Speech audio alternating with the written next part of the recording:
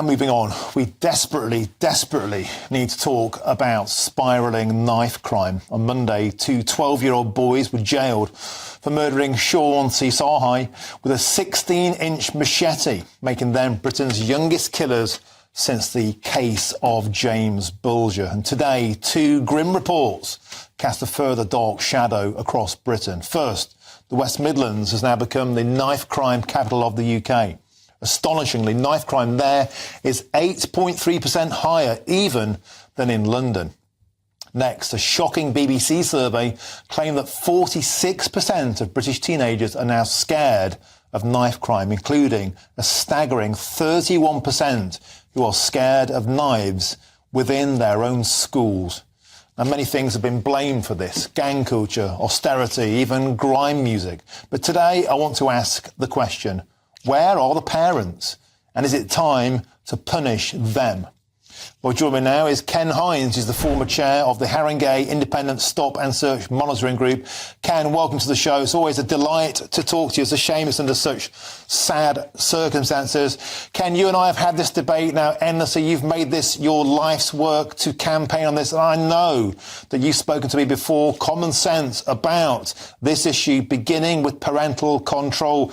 In the case we've seen of these two 12-year-olds, Ken, we saw, I think we can get a picture on screen now, a 12-year-old lad with a 16-inch machete down his trousers, strapped to his chest. That's the boy there, a 12-year-old kid who was one of the two boys who murdered Sean. His neighbours reporting today this child was out of control. They put barbed wire on their own perimeter to keep this child away. Ken, I'm saying to you now, where on earth are the parents? Look, Martin, first of all, thank you very much for inviting me onto this platform. But my deepest condolence and my heartfelt sadness goes out to the parent whose son was murdered in this situation. But when we go back and look and see this situation, sadly, it is nothing new. And unless we do something drastically, we're going to have more of the same happening down the line. Now, we've got to look and see what's going on. You mentioned about the parent.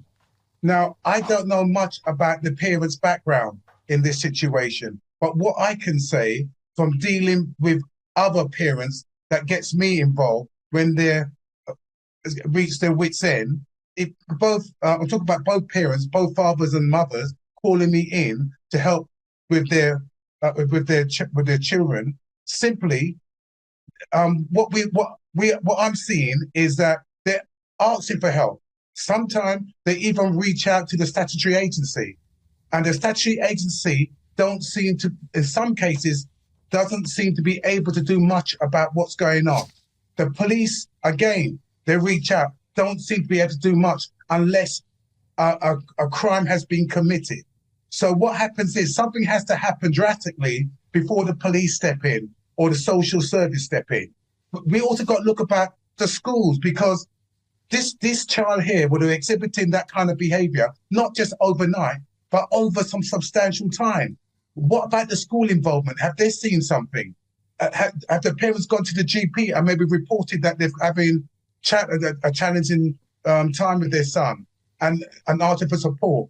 And the other thing, the social media influence. Look what he's posted out there, how he's there with the knives and stuff.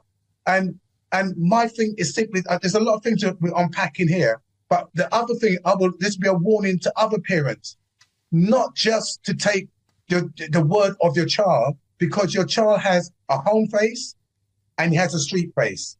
The home face will disarm you. The street face could get him into serious problem, and that could be brought back into the home. My thing is simply this: you need to go into their bedroom and satisfy yourself that there's nothing there that they should not have.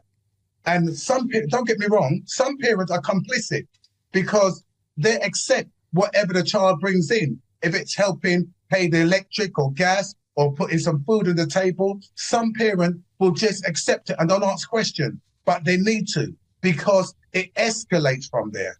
And my thing is that what kind of society are we that give children so much rights, their rights, but don't give them or teach them responsibility or hold them to account when they don't do things right. Another thing that Ken, what do we do? I mean, loads of great ideas there. What do we do? I mean, a 16-inch machete on a 12-year-old boy, that is extraordinary. What do we do? Just straight to jail?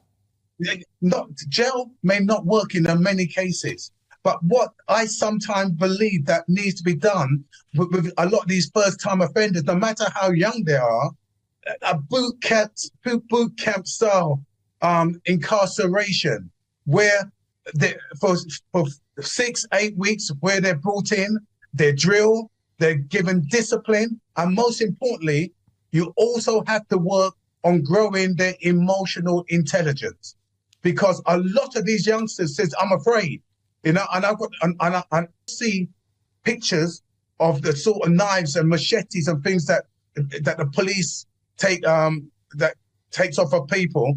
They're thinking, "Well, look, I've got to step my game up, because look what's out there." And so, and what, like what you're showing here, really, this sort of thing emboldens these young people to really step their game up. Back in my days, we'd be walking with a lock knife or a flick knife, right? That's going back some 30 years ago.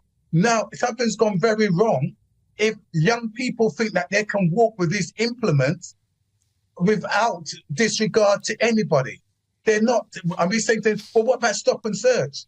My thing is, unless you've got the intelligence that target these people, because it doesn't back it up in the stop and search figures, it's a fishing expedition that the police are not very good at getting these knives off the street. People like ourselves, the street barbers, we get called in by the parents and we take knives and we take other weapons from their homes. Ken, I'm afraid we have to leave it there. You're a font of knowledge. It's always a delight to talk to you, and I hope next time when we talk there hasn't been another tragic murder. Thank you very much for joining us, Ken Hines.